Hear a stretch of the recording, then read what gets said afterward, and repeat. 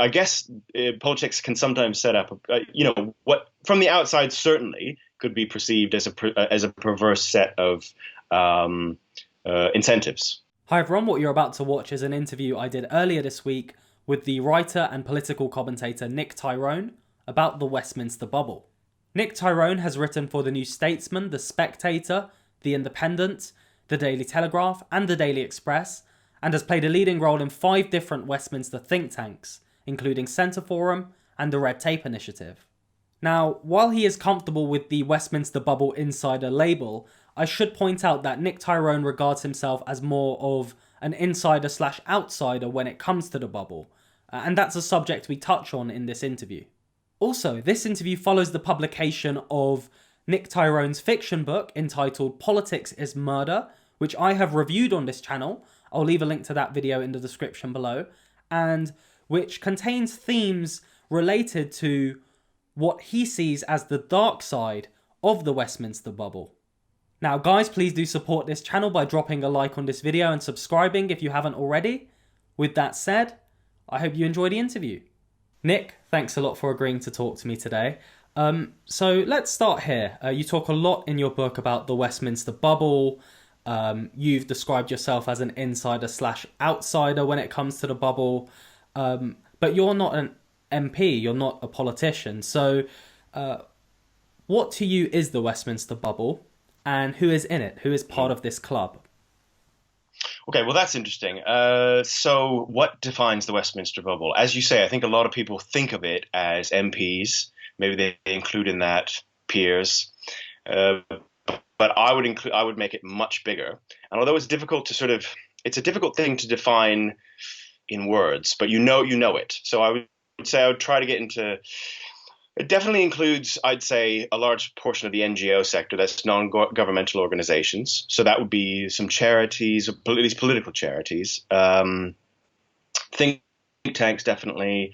I would include the staff of the MPs, people who work for MPs, people who work at party political headquarters, so people who work at Conservative Party political headquarters, people who work at Labour Party political headquarters. I would definitely include them in the Westminster Bubble. So, it's a kind of a hard thing to define, but I think it's just people who make their living professionally within Westminster. So people I would exclude, for instance, who are in the realm of politics, let's say councillors in Lincolnshire, or a local Labour Party activist in Burnley, I wouldn't include in the Westminster Bubble, even though their lives are probably taken up by politics to some degree.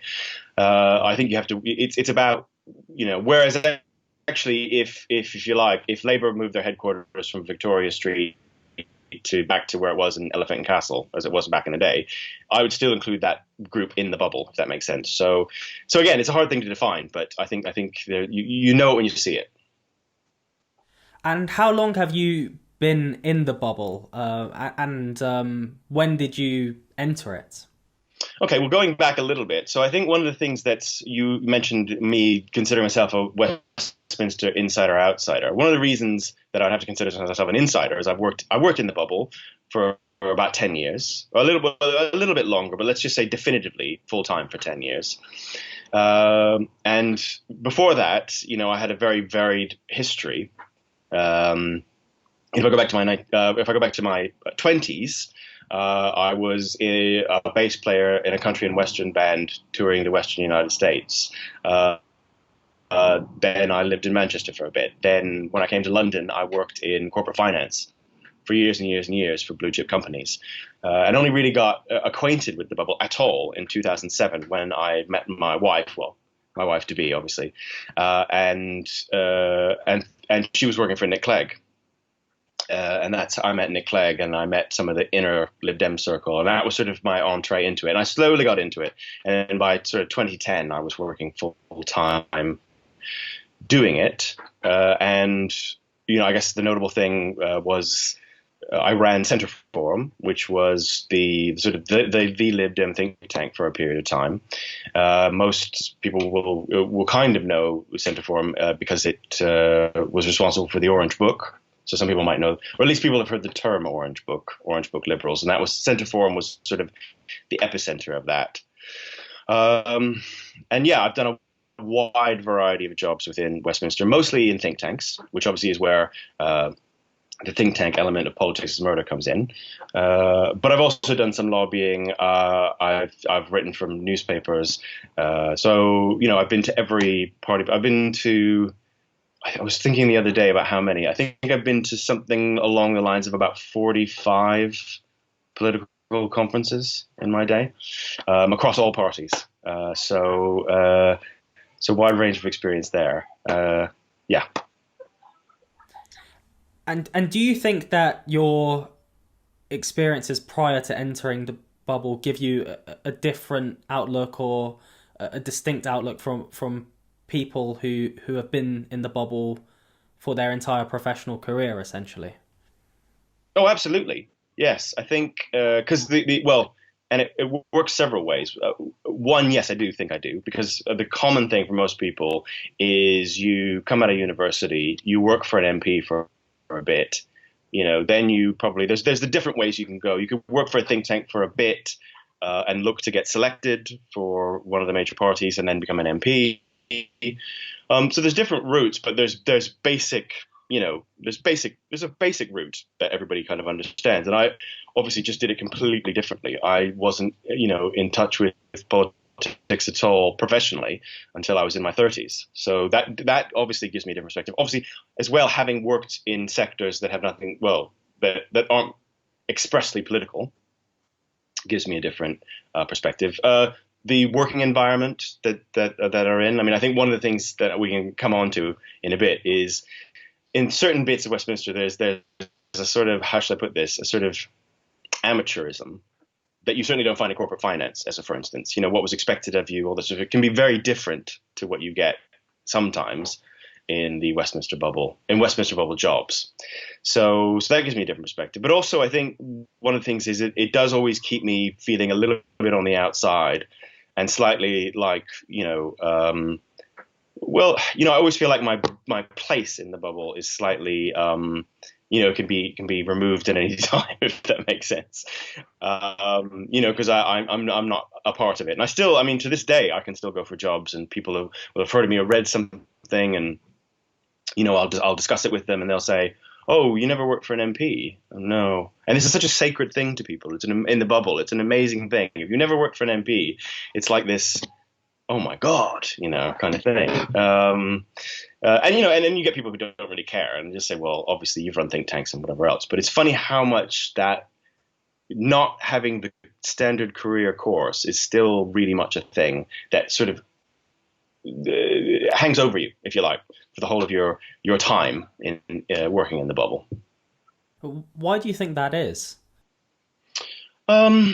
It's kind of, it's like anything else. It's a closed off culture. I worked in media as well, and that was quite a closed off culture.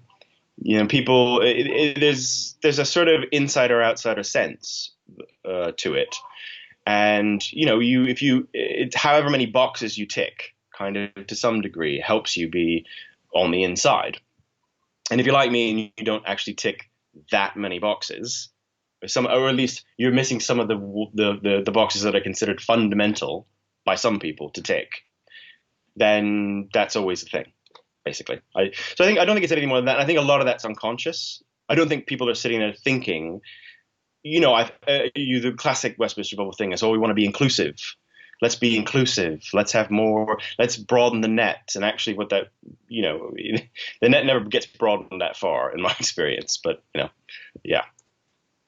And you talked about amateurism in the Westminster Bubble in your previous answer. So could you expand on that? That's very interesting. Yeah, sure. Well, I think part of it kind of comes from, it's that there's a sort of very sort of upper middle class feel to Westminster that hangs over it. And, you get that in the building itself. It kind of feels like a boarding school. A classic thing is lots of MPs who have come from working class or lower middle class backgrounds often say, oh, it's such a strange place to be. And obviously, if you went to sort of, if you boarded at a public school, you're going to find it way less weird. And I think that's sort of shorthand for some of the culture.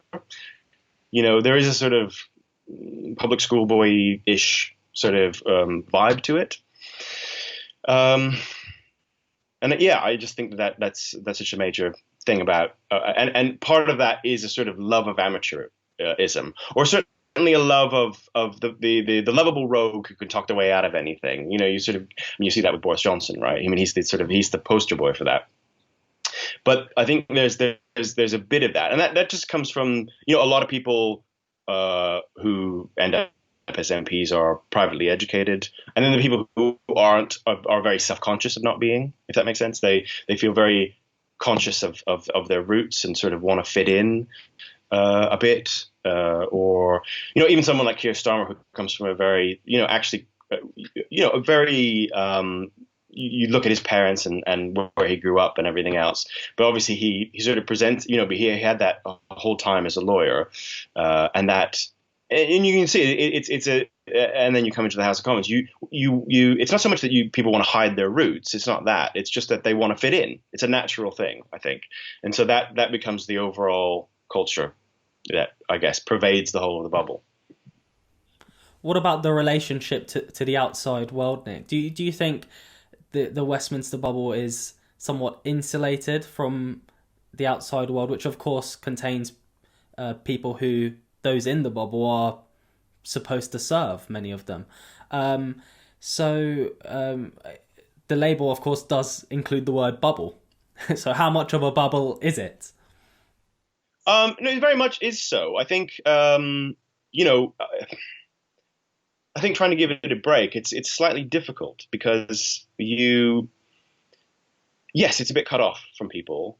And I think one of the things that if I look at the bubble sort of pre-2016, pre-EU referendum, I think there was a bit more smugness, maybe I can't think of a better term in the bubble. That, okay, fine, maybe people are a little bit out of touch with the everyday man who doesn't think about politics all the time, but we sort of know what people are thinking to a greater or lesser extent. I think the 2015 general election is a good example of that, because that everybody in the bubble was saying. So if you go back a sort of year or so you had 2014 and you had defections to UKIP, you had UKIP winning the EU, the European elections, and everybody going, oh, geez, this is UKIP's going to have this rise, and this will let Labour in, and all this stuff. And the people in the bubble were very smug and saying, no, the Tories will win an outright majority. Don't pay any attention to the noise. Ed Miliband isn't going to win. He's going to lose really badly, and the Tories are going to win. And then when that happened, I think that confirmed a lot of people. It sort of confirmed bubble speak to some extent. People were like, yeah, we've got this, we know it. And so, and then the bubble speak was, well, Remain are going to win, obviously. Remain will win the 2016 EU election. And that was, and everybody thought that. Kind of, that was just the blanket assumption, from everybody. You'd be at a sort of like a reception or something. This was in the months leading up to it. And, you'd have prominent leavers who'd be saying, well, after we lose the referendum, we'll have to figure out what we do about X, Y, and Z. There was just there is to some extent, there was at the time, I think I'll come on to that a little less now, a sort of pervading bubble think. I think there's less of that now. I think there's a lot less of that now. Again, 2016 was a huge wake-up call because it was like, whoa, who saw this coming? And then 2017 was sort of the double hit because, okay, fine, people were wrong about 2016 and we got that slightly wrong. But, it was relatively close, and I guess, blah, blah, blah. And then 2017, everybody in the bubble, again, I mean, everybody, sort of Tory, Labour, left, right, just was sort of, the Tories will win the 2017 general election. It will be a landslide. What size of landslide is it going to be? Is it going to be like a 50 majority? Is it going to be 100? Is it going to be 150? That was the kind of range of discussion. And again, from Labour people as well. Labour people going, yeah, it's going to be brutal. You never spoke to anybody Labour who said, oh yeah, well, yeah, hung Parliament. No one thought that. And then lo and behold, it was a hung Parliament. And so I think those two events have taken down bubble speak. And now almost what you have in the bubble is a kind of total insecurity where everybody's like, nobody knows anything and who knows what's happening. And so there's been a change in the culture, I think, over the last 5 years. It's quite profound. What do you think the attitude was to Jeremy Corbyn first becoming leader of the Labour Party? Because that was quite a shocking event, wasn't it? Yeah, it's to some extent came out of nowhere. But even then, I think people felt that, well, Labour were going to, after the shock of the 2015 result, Labour were going to go in one direction or another. That people kind of felt that, they're not going to go for another Ed Miliband. They're going to go Blairite big time, or they're going to go way to the left. So there was some feeling about that. I mean, I that translated into people thinking Jeremy Corbyn could win. I think that was missed on I think most people, at least early on. It was after a while, like by the time you came to the actual day when it was going to be announced, it became clear that Corbyn's going to win. But I mean, when the contest kicked off, no one thought Corbyn could win. But you could kind of contextualize it. You go, well, yeah, we sort of thought they'd go right or left. They've clearly gone to the left. So, fine. But again, Bubble think was, well, he won't last. No, well, he won't be there he might not be there in a year, but he definitely won't be there in 2 years.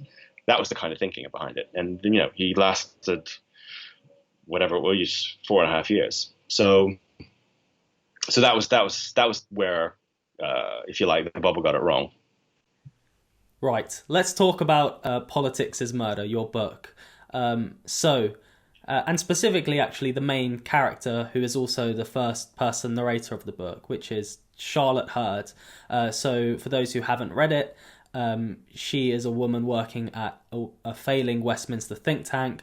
Her ultimate ambition is to become an MP, and she is also a serial killer.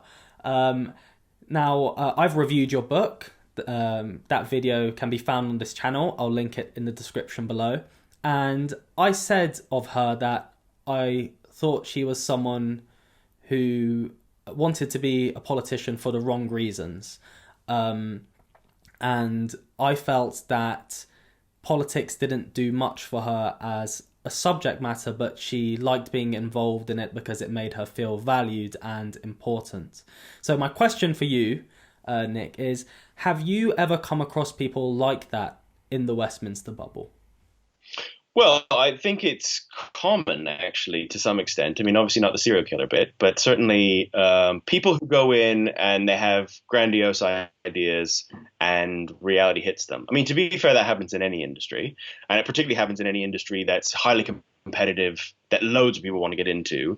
Lots of people are going to get ground down or find that they, can't quite.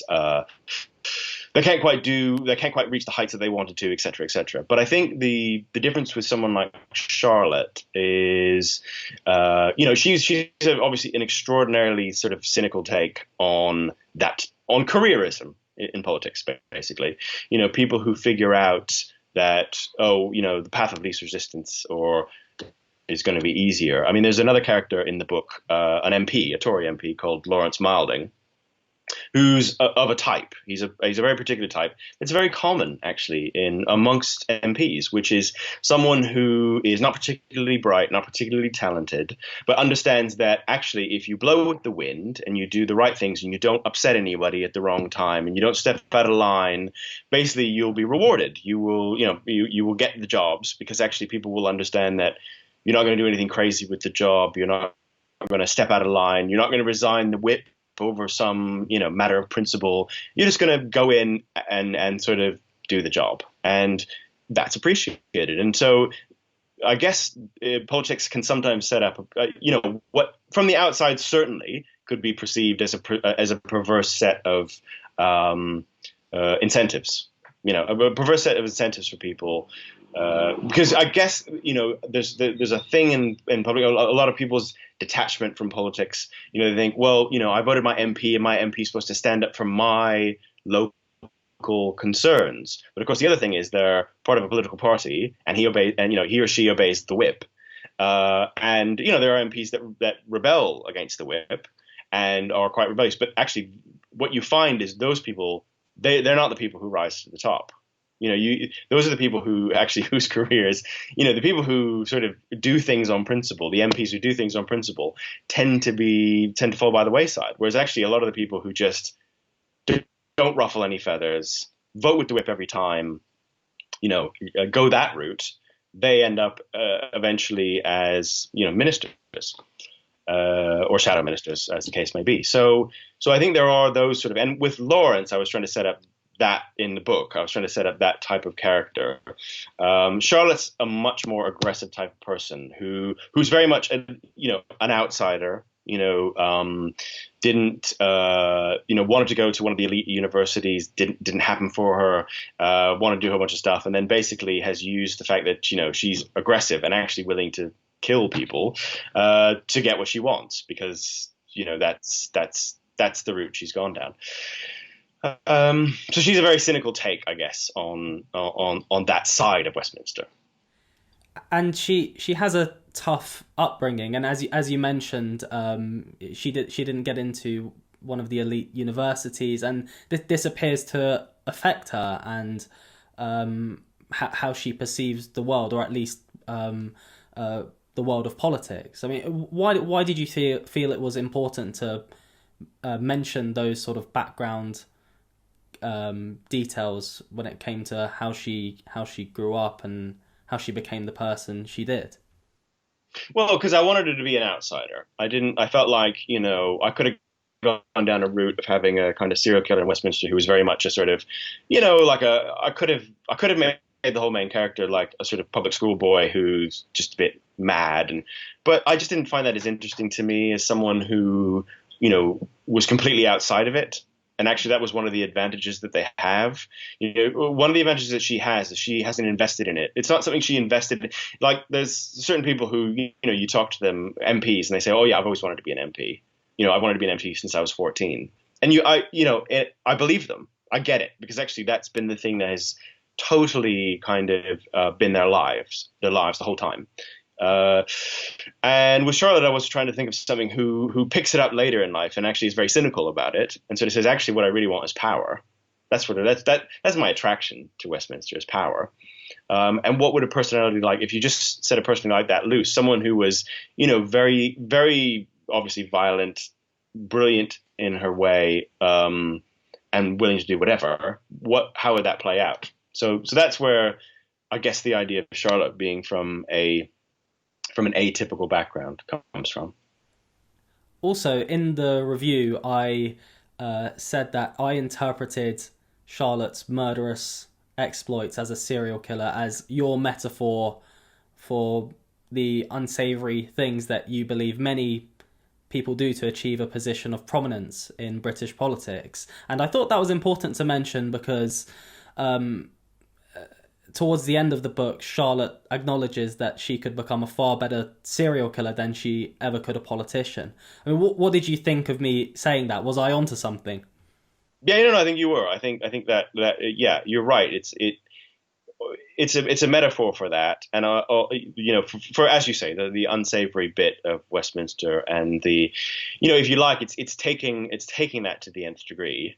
And using that and dramatizing it. I mean, I think the one thing to say about Politics is Murder is that it is very much a sort of it's a slightly cartoonish version of the bubble that I depict, and it's a very obviously cynical bit of the bubble. I don't really I for purposes of the book, kind of being what it is, I don't really talk that much about things I like about the bubble, or people that are actually that you can meet in the bubble who are actually quite extraordinarily honest and moral. So there are shades within the Westminster bubble, but there certainly is the dark side, which is what Politics is Murder explores. So what do you like about the bubble? Well, I suppose I could put it to you this. I was thinking of a way to sort of describe this. This is what I do. When I was into media, and there was a period where I was really into film, and I attended the Cannes Film Festival, and I was so excited about it. And I had this vision in my head of what it was going to be like. I sort of had this idea of it being these like, French intellectuals sat around, with Gaulois, like discussing existentialism or something. Like I thought it was going to be this wildly intellectual journey into, and it was so crushingly disappointing. It was so kind of meatheaded and sort of so commercial and so actually quite American in its way. It didn't feel, it was weird. It didn't feel like it felt like a whole bit of LA that had just been sort of dumped on the coast of Mediterranean coast of France. But so my first experience of a political conference was like the exact opposite. I didn't really go with any expectation. I didn't really know what to expect. I thought, well, this is probably going to be quite dull. And then actually I found the whole thing just incredibly intellectually sort of stimulating. I was constantly meeting interesting people, because I guess if you're interested in politics, which it turns out I am, and I knew that in the abstract before I got into working in politics. I'd always read political books, and George Orwell was my literary hero and all that sort of stuff. So I'd always been vastly interested in politics, but it was interesting. So it was like sort of connecting that and going, oh yeah, this is it. This is what I'm interested in. This is what I want to do now. Well, I've understood it, and is that comparison between the Cannes experience, which was like such a letdown, and my first political conference, which was so great, and I came away completely buzzing and going, oh yeah, I want to do that again. I mean, obviously now, whatever I said, 45 times on, the buzz is lessened.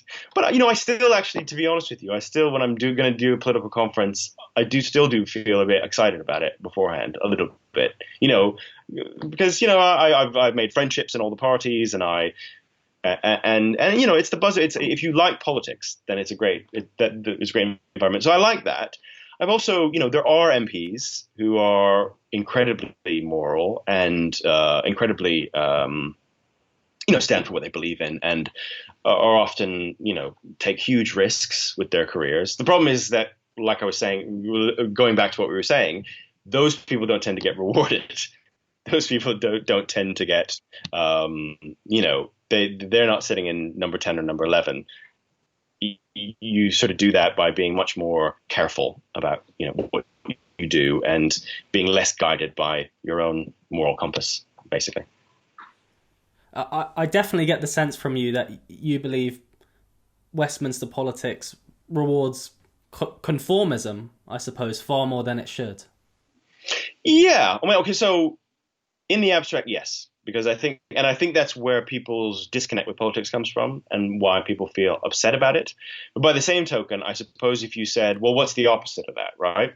So if we said, let's get rid of parties, let's get rid of politics, let's just have everybody stand on their own and their own personality, and everybody just, all they care about is their own local needs. They are completely a local person, if you like. And you've got 650 basically local representatives, and they have to come together and make it work. And you sort of think, well, okay, I don't know how you would do that within the Westminster system. How does the Prime Minister get picked? Where are the policies? How would a government get anything done?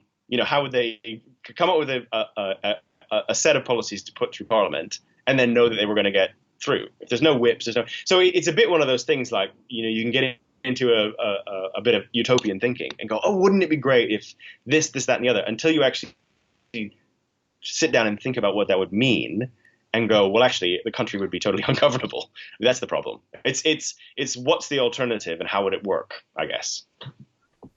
And in the second chapter of your book, there's a passage at the start where Charlotte talks about her experience in the think tank world, and she talks about think tanks needing a sugar daddy or sugar daddies to keep them financially afloat, and says that this means that the work of the think tanks in question inevitably gets compromised because they have to bend to the will of a third party as a result. Can you talk to me a bit about that process, Nick? And I ask you that because you've actually told me before that you could have just as easily written that passage about your own experiences working in Westminster think tanks. Yes, no, that's exactly, as you said, we had that discussion, and I said, chapter 2, in Politics is Murder, it was really just, I could have written it, It is sort of a summary of some of my, it's a summary of it's a summary of the most cynical way of discussing how my experience within the think tank world, if that makes sense. So yeah,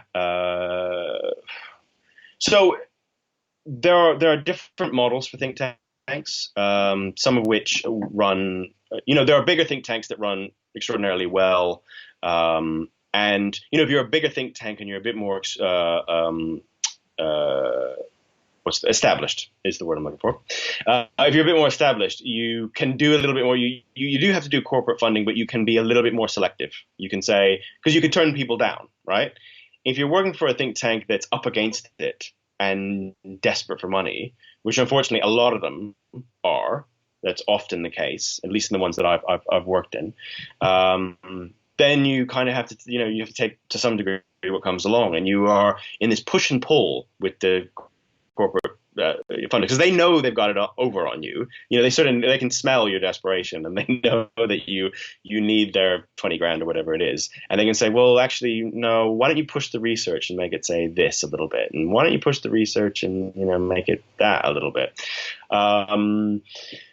And yeah, that's what happens. But the thing is, you think, well, if you had a sugar daddy, that would be way better because you wouldn't need the corporate to dip into the corporate world. But actually, sugar daddies can be worse because actually, a lot of times, it really depends. And there are notable exceptions to this, by the way. There are very good people who fund think tanks who are, are wealthy individuals, and they just want to see a more liberal world or a more cohesive conservatism or whatever it is, right? But they tend to be the exceptions. The sugar daddies that I have experienced tend to have some sort of weird personal ambition that they think being, involved in a think tank is going to achieve. So, a classic one is they want a peerage. And obviously giving money to a think tank is one of the worst ways to get a peerage, but it doesn't stop people doing it. Another one is they want a platform for themselves. That's a classic. So someone who's really wealthy but doesn't really have a platform. And again, you think, well, there's much better ways to buy a platform. But again, that's what they want to do. And a lot of think tanks are charities. So it's the idea like they can put their money in and they get gift aid. They get tax relief on the money. And then they get to be some superstar on a platform with some MPs. And that's what they want to do. And, I've met extreme versions of that, by the way, that are just, it eventually becomes totally unmanageable. So you're sort of stuck. How do you get your money? And either you are around for years and years and years until you're so established that everybody knows who you are, and you can kind of turn work down, and the corporations know that, and actually they're willing to kind of let you do your thing to some extent, or you get someone who pays for you who's really quite well-meaning. So that's another one. But again, that's hard to find. Issues around corporate funding, donors, lobbying, how political parties, think tanks raise money. Those appear to weigh. It appears to me from reading your book that those issues weigh on your mind a lot, but they're not often discussed, are they? So can you speak to that? Well, I think what I wanted to do with Politics is Murder to some extent is show bits of Westminster that aren't often talked about or thought about outside the bubble. So, often when, I don't know, you read a political thriller, it's like the Prime Minister or, the cabinet, and it's all set against, it's all very, very high up on the ladder. And so what I wanted to do was put something in the swamp, if that makes sense. Let's put it in the bit of Westminster that no one talks about, because I've been there and I think it's an interesting world. I think there's interesting things to say about it, and also it's a good place to set a thriller, I think, because you do have enough sort of shady characters and people who are a bit odd and people who are of a distinct type to make that world come alive. And again, it's like one of those things I could have written a nonfiction book about. this, that, and the other. But I was much more interested in setting in telling a fictional story set within that world and making that world believable and come to life. If there are as many negative aspects to the Westminster Bubble as you present in your book, then why are you still a part of it? Why do you persist with it? Well, I mean, as I said, it's not all negative. There are good bits of it. I think that it is a bit addictive. I think that there's something slightly addictive about it. And for different people, that's different things. Like for Charlotte in Politics is Murder, it's very much a sort of she's interested in power. She wants to become an MP and she wants to become a minister, and she just wants to wield power. I myself don't particularly have that interest. I'm not that interested in being an MP. I just like being around very clever people who like politics, and I've also become obsessed with politics to some extent. That's one of the things that the bubble does to you, where the first thing you do in the morning is, you're checking the latest political insider stuff and figuring out what's going on, and you're sort of obsessed with it. I mean, that's one of the ways in which the bubble is really out of touch with people. It's interesting when you do the polling on these things, and when people are asked, oh, which of these stories of the week have you heard of? And if you're in the bubble, not only will you've heard of every single one, you will have spent time thinking about it, digesting it, talking about it, weighing in your mind, how will this affect, party politics? How will it affect this? You've got this whole idea in your mind about these things being so big and so important. And then it's like 2% of people in the country at large even heard that it happened, or remember, or at least remember it happening. It hit them enough for them to remember a week later, oh yeah, that thing. And so when you become part of that world, it'd be a hard one to leave behind, I think. What do you think can be done to better connect people inside the bubble to people outside the bubble, to bridge that gap? That's a really tough question. Again, I don't know. I think to some extent, and this is going to sound very cynical, but I think to some extent you're always going to have a little bit of a disconnect. There's always going to be some disconnect between that, because you've got a world that's has its own glamour to some extent, although it sort of has an anti-glamour as well. I mean, I remember someone on Twitter talking about they said something about, it was the thing that made me most nostalgic for the old world, the pre-COVID world, and then probably anything else I've read on Twitter, which was, he was going on about, oh, I wish I was in a cheap suit, standing on in a House of Commons, a really claustrophobic House of Commons, reception room, drinking the second cheapest Shiraz on the menu, waiting for the MP for wherever to shut up about onions, so the canapes can come out. And I was like, oh yeah, I missed it. So there's a sort of a glamour / anti-glamour to it. And how do you bring that closer to the people, or how do you bring the people closer into it? You bring people in, and you have people from all sorts of different backgrounds to become MPs, but to some extent they get absorbed by the system. How do you stop that? I don't know. I think it's like slightly inevitable. So I don't really have an answer. I genuinely don't know, and I don't even know if it's possible, is what I would say. I think lots of people will say, oh, if you did this, or, I mean, a classic one you get, if we had a proportional system of voting, that would solve that, which is completely rubbish. No, it wouldn't. It wouldn't solve that problem. I mean, I'm not saying that's not a pro or anti-PR argument. I just don't think it would bring politics closer to people, or people closer to politics, or whatever. So yeah, I genuinely, I don't know. We'll leave it there. Nick, thanks so much for your time. No worries. It's been great. Thanks, Sam. All the best.